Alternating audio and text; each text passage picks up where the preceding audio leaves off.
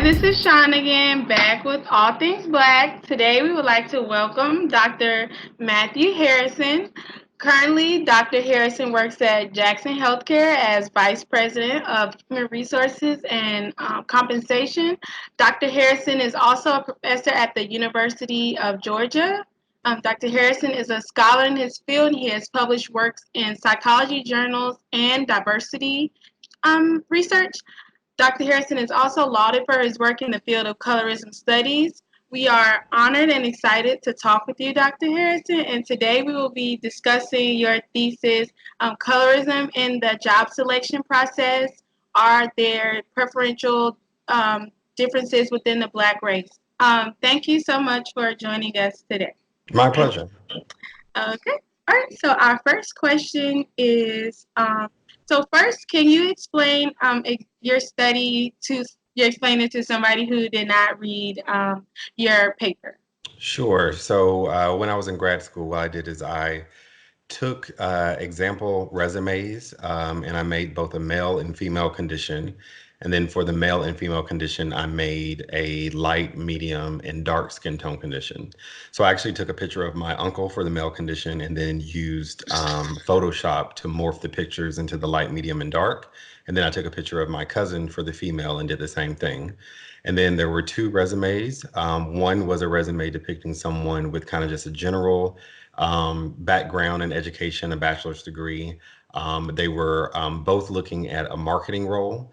So for the one that had the bachelor's degree, the person's experience from a job perspective was really more individual contributor level work. And then I had another resume that had someone with an MBA and more managerial experience on the resume. And so what I did with the resumes was I included a picture in the upper right-hand corner that had either the male or female, light, medium, or dark skin tone condition.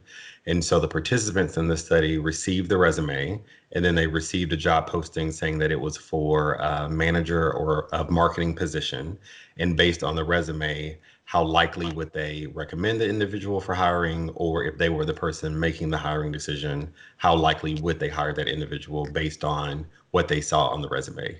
And so what I found for the female condition was that when the resume conditions were held equal, so looking at only the folks who had the bachelor's degree, if the female was of darker skin, she was less likely to be recommended for the job, or less likely that the person looking at it would have hired them versus if they were lighter skin.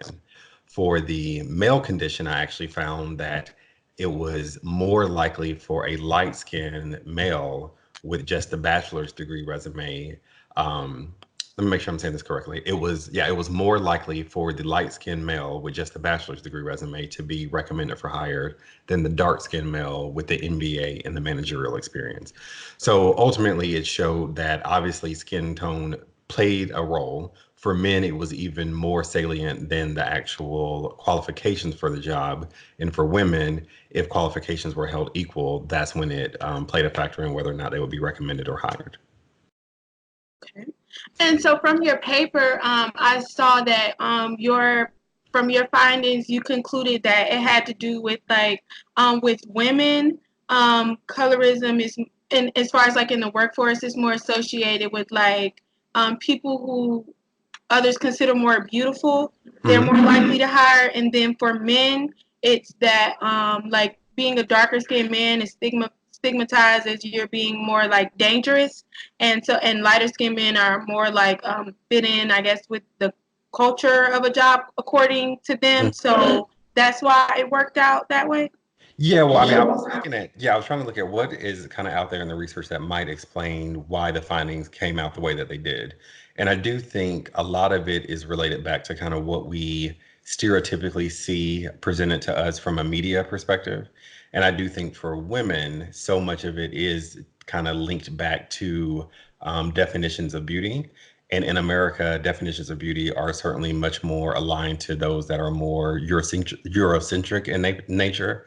And so, longer hair, thin lips, light eyes, things of that nature. And there has been research studies that have shown that people even link an individual's level of competency to how attractive they are, at least to a certain extent.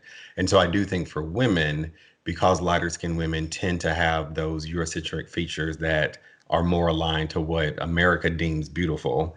Right. I think people looked at that resume, saw a lighter skinned person, and then therefore equated that to being someone who's a little bit more confident. Now, to your point, I think for men is really more around this whole notion of darker skinned Black men, for whatever reason, having this more inclined to be have this connotation of being more violent and menacing and threatening. And an example of that, I think, is during like the O.J. Simpson trial back in the 90s. His skin was darkened on the cover of a Time magazine article during the trial to make him look more menacing, or I think in a lot of ways more guilty. And I think even if we think about a lot of the media images that we see on television, I think you're going to be much more inclined to see a dark skinned actor play the role of like a drug dealer or murderer or something of that nature, and you're going to see a lighter skinned Black male actor play the role of a doctor or an attorney or a judge. And so again, I think a lot of it has to do with what the media tends to portray to us, and it's a lot more in our conscious than what I think we think, and I think those things come into play when we're doing things like job selection. Okay. All right. So what is this? Is just some questions just from your study for I guess somebody who didn't read it. What exactly does skin tone stratification mean? Is that the same thing as colorism, or yeah?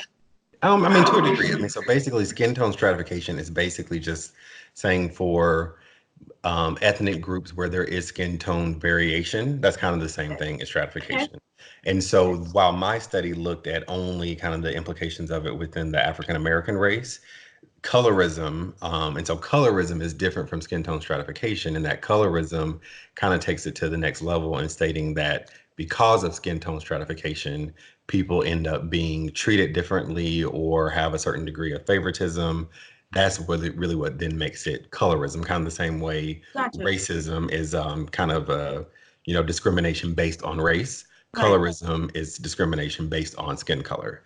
And so colorism is actually present in every ethnic group where there is Right. that skin tone variation. But my study just looked at it within African Americans. Okay. All right. Um, can you expand on the Stelzer and Smith quote that states lighter skinned blacks are generally more advantaged educationally, economically, and are more likely to experience status advancement than those with greater pigmentation, which is something that I've found too from, looking into things. Yeah, so that was actually one of the articles I came across before I even fully dove into doing this for my master's research study. It was that article, and there was another article done by two researchers by the names of Hughes and Hertel. It was a study done in the early 90s where they found that the gap in educational attainment and socioeconomic status between dark skinned blacks and light skinned blacks was equivalent to the gap between blacks and whites in general. And so I think a lot of it, again, just has to do with this preferential system that we have in place in America that really hasn't been talked about and people don't really know it. But I do think it's a lot easier for lighter skinned African Americans to make their way through corporate America than it is for darker skinned ones. And I think even when we look at a lot of kind of the pioneers, if you will, in African American culture, so a lot of the Black people who were the first to do a lot of things in America, they tended to be lighter Yeah. skinned. And I think a lot of it just has to do with for white people making those decisions, it's already a lot for them to choose someone who isn't white, and so it might be a little less difficult for them to choose someone who is lighter skinned black versus darker skinned black. Okay. All right. Can we talk about the intersection between gender and colorism in the workplace? You spoke about it some in your paper. Yeah, so I mean, I think it goes kind of back to what I was talking about, kind of the perceptions of Right. attractiveness, the perceptionness of, the black, darker skinned black male being more violent and threatening. And Right. so I do think that those kind of are the two main things that kind of link up the difference between or the kind of difference for the gender perspective on it. Right. And I do feel that this paper really reinforces how probably kind of like a dark-skinned black woman kind of has that triple-edged sword against her in being a woman, Right. being black, and being dark-skinned.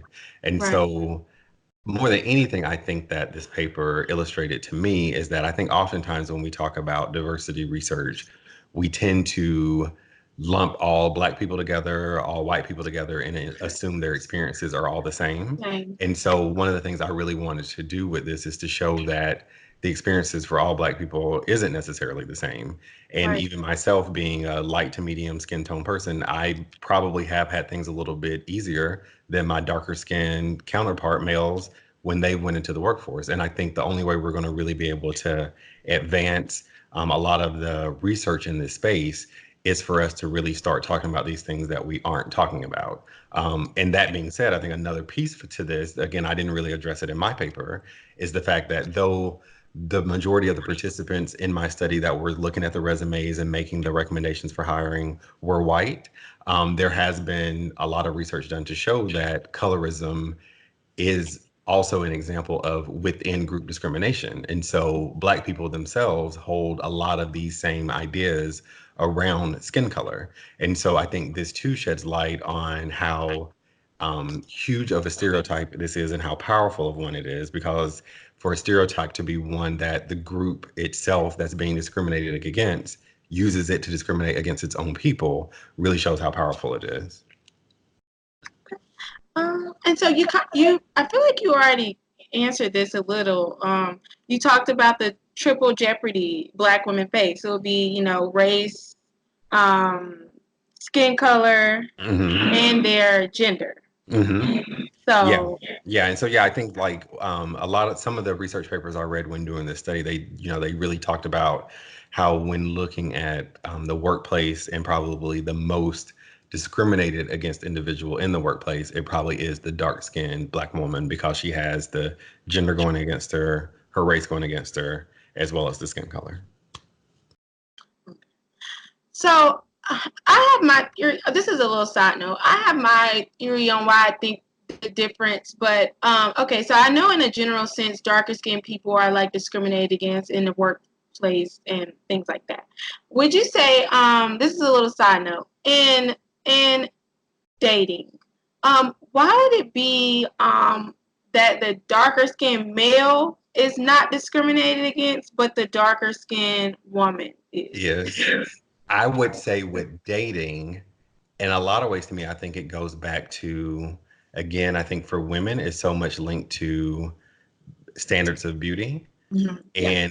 And then I think even for dating for a darker skinned male, to a degree, they may even be a little bit more preferred over a lighter Yeah. skinned male because Yeah. they might seem, more masculine, more macho, like you're more safe if you're going to be with a darker skinned Black male. So Right. I think you might kind of see the reverse there. But I think with women, it's because, again, going back to kind of how America defines beauty, they Right. tend to link it to Eurocentric features. I mean, I think it's kind of the same way where thinking about the singing group Destiny's Child, most people would say Beyonce is the prettiest one. I personally think Kelly is, but most people would say Beyonce is, and I Mm-hmm. think it's because Beyonce is, the lightest, Yeah. tends to have the long blonde hair, Mm-hmm. even has kind of hazelish eyes. So Yeah. again, I think that's just kind of what we've been kind of positioned to buy into. Again, I think because of all the images we tend to see in the media.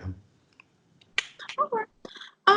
Now, in your study, you stated, well, you had I think it was your hypothesis that lighter skinned Black women can have lower qualifications and still be regarded as competent as a dark skinned Black woman with greater credentials. For men, lighter skinned Blacks will be advantaged because of the fear and apprehension surrounding darker skinned Black men. But you found that for the first part, it didn't come to. Correct. Yeah. Yeah. So for the female condition, the resume conditions had to be equal. So a light-skinned Black woman was only more preferred when she was compared to a darker-skinned Black woman of equal qualifications. If Okay. there was a darker-skinned Black woman applying to the job with the MBA and the management experience, she was regarded as being a little bit more qualified than the lighter-skinned with just the bachelor's degree.